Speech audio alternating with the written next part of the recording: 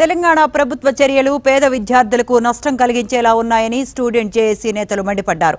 Pending బకాయిలు వెంటనే చెల్లించాలని డిమాండ్ చేస్తూ తెలంగాణ ఉన్నత విద్యా మండలిలో వినతి పత్రం అందజేశారు. ఫీజుల వసూలు విషయంలో త్వరలో హైకోర్టు తీర్పు ఉండటంతో తక్షణమే ప్రభుత్వం కౌంటర్ దాఖలు చేయాలని డిమాండ్ చేశారు. ప్రభుత్వం సకాలంలో నిధులు విడుదల చేయకపోవడంతో విద్యా సంస్థలు కోర్టును ఆశ్రయించాయన్నారు.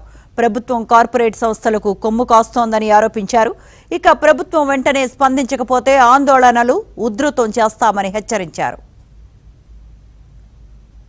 తెలంగాణ విద్యా మండలిలో స్టూడెంట్ జేఏసీ వినతి పత్రానికి సంబంధించిన మరింత సమాచారాన్ని మా కరెస్పాండెంట్ నరేందర్ అందిస్తారు.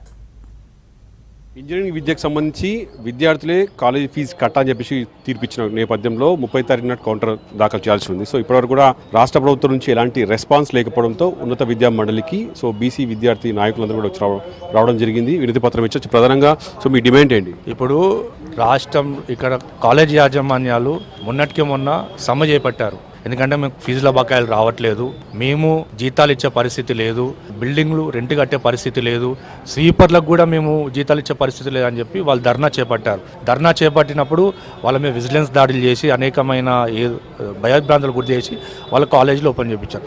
వాళ్ళు ఏం చేస్తారు, హైకోర్టుని ఆశ్రయించారు.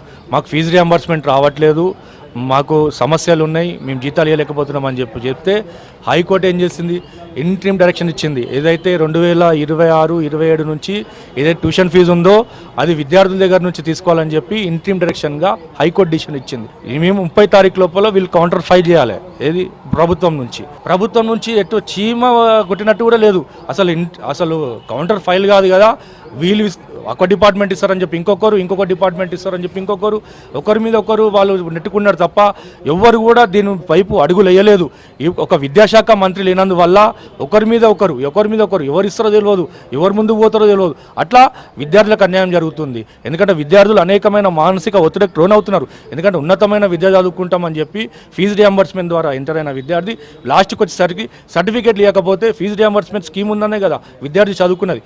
మళ్ళీ లాస్ట్కి వచ్చేసరికి ఒక ఉద్యోగం వచ్చినా లేకపోతే ఉన్నతమైన విద్య పెద్ద చదువులు చదవాలనుకుంటే సర్టిఫికేట్లు ఆగిపోవడం వల్ల ఒక లక్ష్యం నిర్ణయించుకుంటాడు ఒక విద్యార్థి చిన్నప్పటి నుంచి.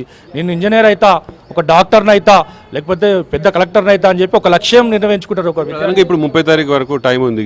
సో ఒకవేళ ఇప్పటికైతే రెస్పాన్స్ లేదంటున్నారు కదా, మీరు ఫర్దర్ యాక్షన్ ఎట్లా ఉండబోతున్నారు? రాష్ట్ర ప్రభుత్వం తక్షణమే ఇవ్వాలి. ఎందుకంటే కౌంటర్ ఫైల్ చేయకపోతే ఇది ఫీజు రియంబర్స్మెంట్ అన్న స్కీమ్ని ఎత్తివేసే కుట్రకి ప్లాన్ చేసినట్టే. ఎందుకంటే కౌంటర్ ఫైల్ చేయకపోతే మరి ఏమనంటే కోర్టు మీద నెట్టేస్తారు. ఏమనంటే కోర్టు డిసిషన్ ఇచ్చింది కాబట్టి మేమేం చేయలేము అంటే మీరు కౌంటర్ ఫైల్ చేస్తేనే కదా కోర్టు డిసిషన్ ఇచ్చేది. ఒకవైపు వాళ్ళు ఒకరు పిటిషన్ ఇచ్చినప్పుడు అవతల నుంచి ఒక కౌంటర్ ఫైల్ చేయాలి. కాబట్టి ఒక ప్రభుత్వం కూడా కౌంటర్ ఫైల్ చేయాల్సిన డిమాండ్ చేస్తూ ఉన్నాం. ఎందుకంటే ఉన్నతమైన విద్య ఈ తెలంగాణ రాష్ట్రం ఎట్లా వచ్చింది, 1200 మంది విద్యార్థులు ఆత్మబలిదానం చేసుకుంటే తెలంగాణ రాష్ట్రం ఏర్పడ్డది. రాష్ట్రం ఏర్పడిన తర్వాత మా విద్య మాకు వస్తుంది, మా చదువులు మాకు వస్తాయి అనుకున్నాం. కానీ రాష్ట్ర ప్రభుత్వం ఏమో కేవలం తూతు మంత్రంగా కార్పొరేట్ విద్యా సంస్థలను పెంచి పోషిస్తూ ఉన్నారు, కేవలం తమాషా చూస్తూ ఉన్నారు.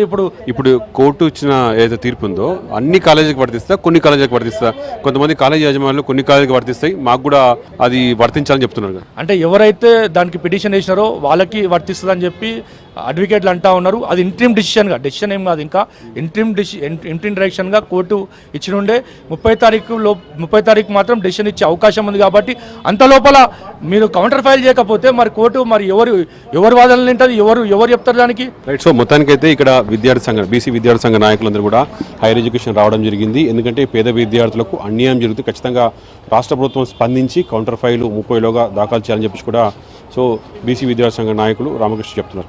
నాతో కలిసి నరేందర్, TV5 హైదరాబాద్.